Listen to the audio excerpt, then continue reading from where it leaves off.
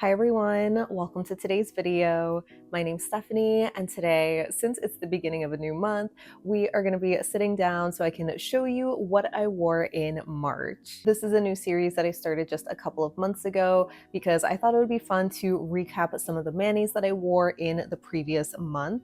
So let's just get into it.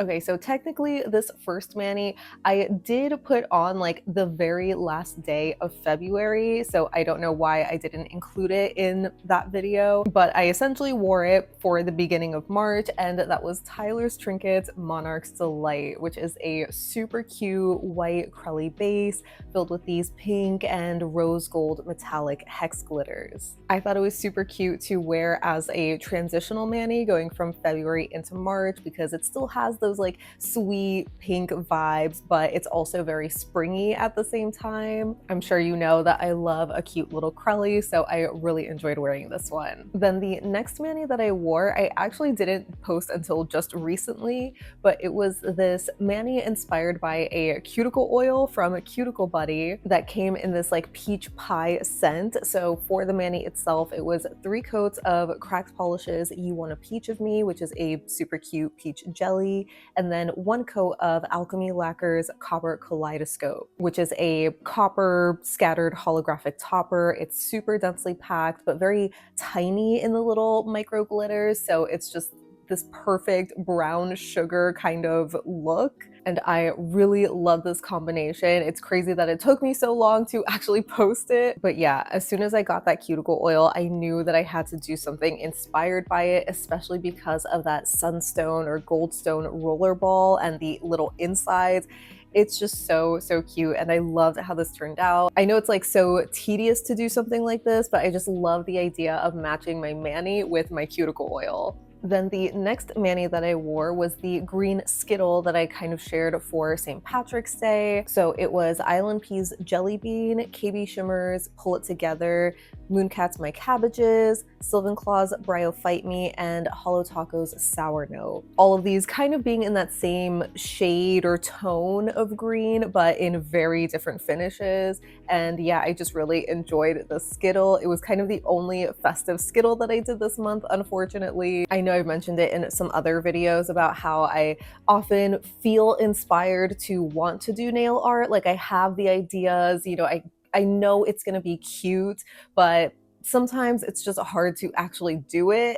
But I think a skittle counts as like super easy nail art, and I just really loved these 5 together because they're just some of my favorite greens, and I thought they looked so pretty. And then for my topper series, I did this mani focused on Mooncat's Sugar and Spice topper, which came out in their Misfits collection. It's one of their iridescent kind of toppers with a dainty hollow, although it dries down matte. And I featured that over this sort of jelly smoosh kind of mani using Cracked Polish's Breakfast at Monique's and Out of the Blue, which is one of their newest jellies, or I guess technically a crelly, but either way, I really love this mani so much. I feel like it kind of was giving aquamarine vibes, which I thought was so fitting for March since that's the birthstone. And yeah, this topper I think is so pretty. I mean, like I hate the fact that it's limited edition, of course, but it's still a pretty topper, and I loved how it looked paired with the base too. It just kind of gives like sea glass vibes as well. There's just nothing that I love more than like really easy nail art, and I love being able to do that with a couple of jellies. Since I was really struggling doing some festive nail art, I at least wanted to wear another green polish for March, and this time I wore Glitch's Garden of Eden, which came out in their groundbreaking collection for spring. It is such a beautiful shade of green, having this really bright yellowy green shimmer, just so vibrant and eye-catching, and just kind of what I needed to get a little pick-me-up, I guess. Like aside from sort of failing at not doing enough nail art for the month, I also felt like I was failing at wearing greens in March, but this one was a really solid one, so I was really happy with it, along with my skittle from the week before. And speaking of skittles, the next mani that I wore was one of my most recent, which is the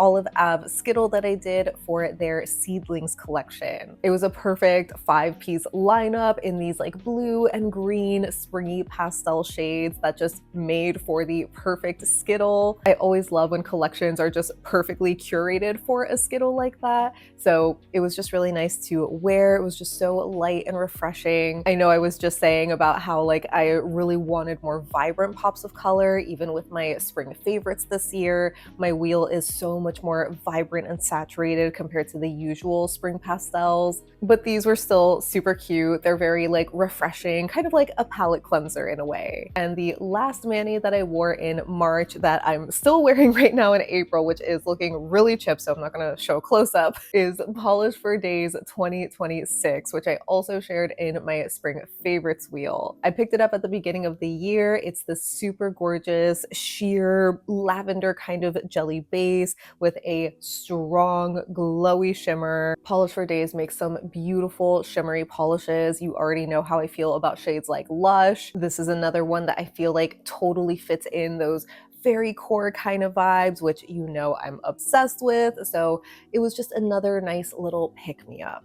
And that wraps up what I wore in March. So definitely not as many manis as I've done before, especially compared to January. I feel like I really started off the year super strong. And part of me kind of feels bad that I haven't really kept up with that same like momentum because, you know, I just hate that feeling when you're so inspired by something and like you want to do these things, but then it's kind of hard to actually do them. I know it's just nail polish, so it's not like, you know, the end of the world that I'm not doing anything, even though technically like this is part of my job and it would be better if I was able to paint more and like do more nail art and, you know, share more swatches and whatnot. But at least you're getting a very realistic look into what I'm actually wearing and what I have the energy to do. I also realized that there were a couple of weeks, I think, that I skipped from my topper series, which, you know, normally I would be a bit more upset by because again, I just was like on a great track doing it week after week, but I'm not really beating myself up over it too much. And don't get me wrong, I am going to continue like with the series, but yeah, I'm just not like super upset at the fact that like I missed a week or two probably. I'm honestly not even really keeping track, but you know, so far I've made good progress with going through some of my toppers, and I feel like lately there's been a few releases that have some new toppers, so there's more that I can share, of course. I feel like this first week of April or like the end of March going into April, I have a lot of videos kind of planned, so I think that's another thing too that I'm like, oh, I don't want to have like a video every single day, but you know, a short I think is maybe different, so maybe I can squeeze one in later in the week. If not, I'll just do one next week. Maybe I'll do two next week to sort of catch up. But yeah, overall, I did still enjoy the manis that I did actually wear. I at least was happy with them where I didn't have any kind of like nail fails. I guess technically the only thing I would consider a fail right now is the fact that my mani is chipped to hell. So after this video, I am going to remove it and figure out what I'm gonna do, probably something for my topper series. But yeah, that's pretty much it for the video. I feel like I always get so rambly towards the end, but let me know what you ended up wearing in March. I know a lot of people do a whole month of greens, so if that was you, I would love to know how many manis you did. Like, did you do one per week, or did you cram a lot of different greens in? Because I feel like that is so impressive, but I just know that even though I do love a lot of greens, I would get so tired of it. So let me know if you wore a lot of greens or if you switched it up into some pastels or other spring shades. I'd love to hear about it down below so we can chat about it. But thank you so much for hanging out with me today. I hope you have a great rest of your day, and I'll see you in the next one. Bye!